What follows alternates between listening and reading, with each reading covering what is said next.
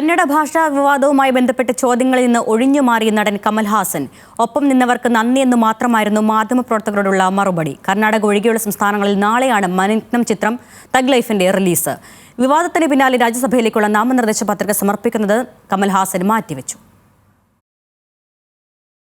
இது உங்களுக்கு நன்றி சொல்வதும் எங்கள் குதூகலத்தை பகிர்ந்து கொள்வதற்காகவும் மட்டுமே ஏற்பாடு செய்யப்பட்டது. കന്നഡ ഭാഷാ വിവാദത്തിനിടെ ഇതാദ്യമായാണ് കമൽഹാസൻ മാധ്യമങ്ങൾക്ക് മുമ്പിലെത്തുന്നത്.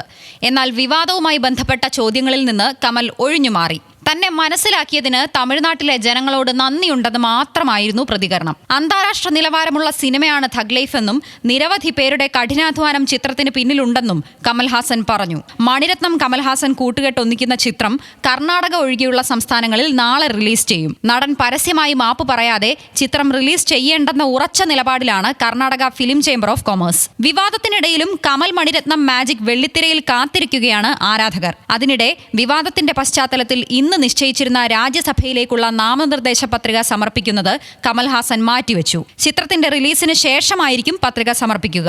News desk, news Malayalam.